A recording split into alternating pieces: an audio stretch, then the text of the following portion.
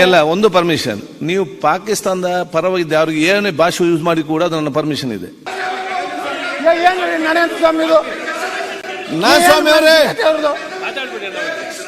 ಅಧ್ಯಕ್ಷರೇ, ಈ ನರೇಂದ್ರ ಸ್ವಾಮಿ ಅವರು ಈಗ ನಾನು ಬಾಬಾ ಸಾಹೇಬ್ ಅಂಬೇಡ್ಕರ್ ಅವರ ವಿಚಾರವನ್ನ ಇದು ಮಾಡಿದಾಗ ಅದ್ರ ಏನು ಮಾತಾಡಲಿಕ್ಕೆ ನೈತಿಕತೆ ಇದೆಯಾ? ಇವತ್ತು ಅಂಬೇಡ್ಕರ್ ಅವ್ರ ಹೇಳಿದ್ದು ನಾ ಅಲ್ಲ. ಆಯ್ತು, ಈಗ ನೀವು ಸಬ್ಜೆಕ್ಟ್ ಬನ್ನಿ. ಅದ್ರ ಬಗ್ಗೆ ಹೇಳಲಾರ್ದೆ ಯಾವ್ಯಾವ್ದು ವಿಷಯವನ್ನ ಫಿನಿಶ್. ಅಧ್ಯಕ್ಷರೇ, ಯಾರೇ ಜಗತ್ತಿನ ಯಾವ ಶಕ್ತಿನೂ ಸ್ವಾಮಿ ಅನಗತ್ಯ ಸ್ವಾಮಿ ಅವರೇ ಸಾಧ್ಯ ಇಲ್ಲ. ಸ್ವಾಮಿ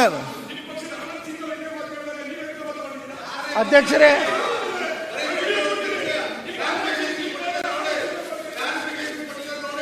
ಆಯ್ತು ಸ್ವಾಮಿ ಅವರೇ,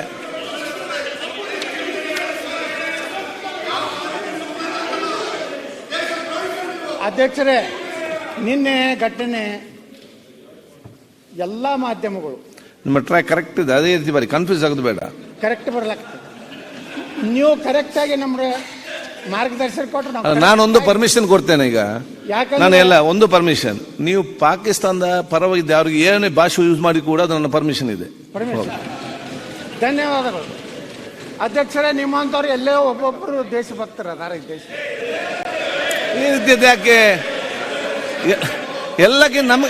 ಎಲ್ಲ ನನಗಿಂತ ಜಾಸ್ತಿ ದೇಶಭಕ್ತರಲ್ಲಿದ್ದಾರೆ. ಅಧ್ಯಕ್ಷರೇ, ಅಲ್ಲ ಅವ್ರು ಏನು ನೀವ್ ಯಾಕೆ ಎದ್ದು ಹೇಳ್ತೀರಿ? ಅಧ್ಯಕ್ಷರೇ, ಅಲ್ಲ ಅಧ್ಯಕ್ಷರು, ಒಳ್ಳೇದು ಎಲ್ಲರೂ ಕೂಡ ದೇಶಭಕ್ತರನ್ನೇ ಜನ ಆಯ್ಕೆ ಮಾಡಿ ಕಳ್ಸಿರ್ತಾರೆ. ಒಳ್ಳೇದನ್ನು ಹೇಳಿದಾಗ ನಾವು ನಿಮ್ಮನ್ನ ಅಭಿನಂದಿಸಬೇಕು, ಅದು ನಮ್ಮ ಧರ್ಮ.